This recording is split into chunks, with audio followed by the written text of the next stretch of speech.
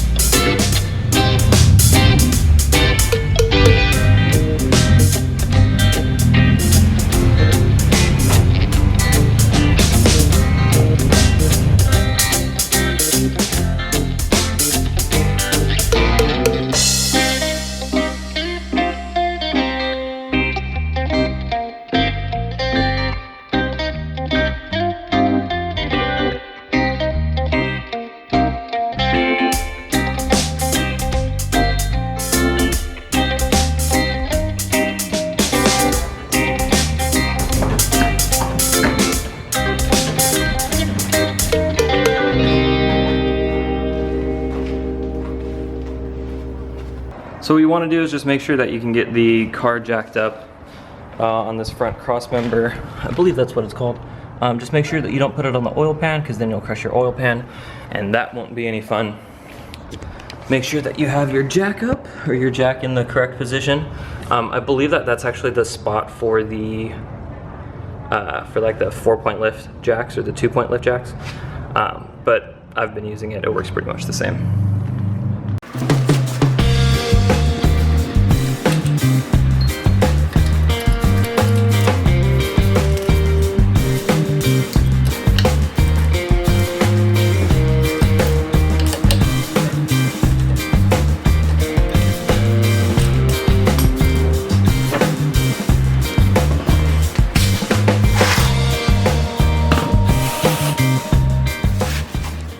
So here we have the Powered by Max. These are the Max Competition Coilovers, not the Pros.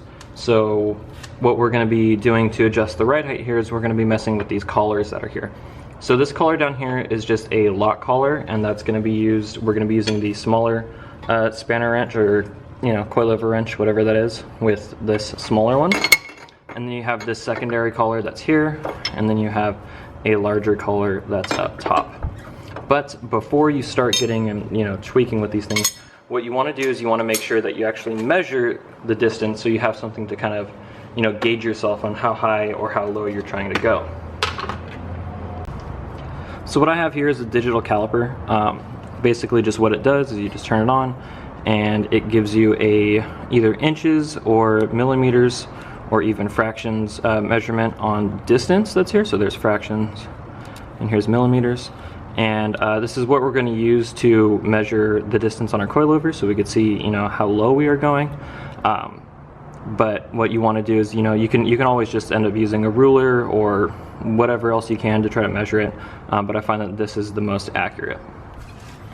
So we're going to go ahead and just get in here, and I'm measuring from the top of this collar here to the bottom of this collar here.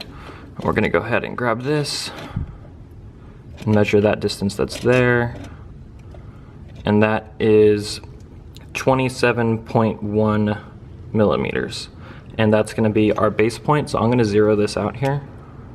So that way when I get any distance, if it's bigger, it's going to be a positive number. If I'm going lower, it's going to be a lower number. And then we'll take it from there. So before we start changing the measurements, what you need to do is you need to unlock this bottom collar here, which I've already done. So we're going to go ahead and just spin this thing up. And what this is going to let us do is, if I can get this thing to move, I probably should have put anti-seize on this. So what will happen is, as we lower the coilover, or as we spin one of these collars that's here, this whole strut up in here is going to move, the threaded part. And that's either going to go down or it's going to go up. So since we're moving it down, we need to loosen this collar here off so we can get the whole assembly to come down to lower the car. So one thing that I did forget to mention was that before you actually start changing these things up, you want to make sure that these two collars are tight against each other. If they're not tight against each other, what you're going to end up doing is you're actually going to end up changing your spring preload, and that's going to move the spring up and down, and then you'll have some play in there. So you want to make sure that these two are tight with each other. So to lower it, what we're going to do is we're going to take the bigger coilover wrench, and we're going to grab this top collar, and we're going to turn this clockwise, and this is going to move the entire assembly down. And you'll see if I leave this collar where it is, let's say like right here, what will eventually happen is this will end up tapping out, and you're not going to see any black portion here anymore.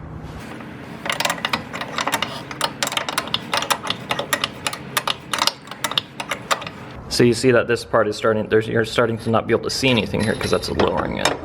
So let's go ahead and lower it a little bit more.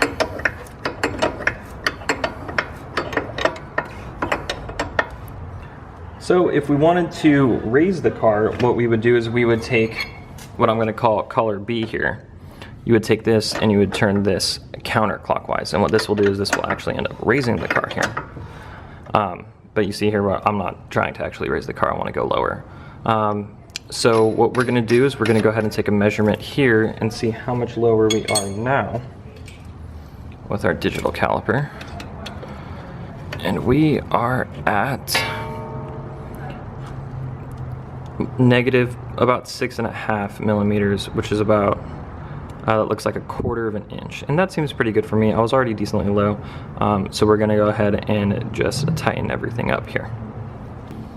So now that we've got the height that we want, we're gonna go ahead and tighten this down by turning this clockwise, and you'll see that this will tighten up against this bottom portion here. We want to go ahead and make sure that that's tight because we don't want that moving anywhere. I wouldn't recommend this, but I'm going to go ahead and just tap this with my breaker bar to make sure that's nice and tight. And there we go. No play in the spring. We've gone ahead and lowered the car. Thanks for watching my how to adjust coilovers on a 240SX video. If you enjoyed it, please give it a thumbs up, and if you enjoyed drifting or how to work on cars or 240s or anything like that, please feel free to subscribe, and I'll see you next time.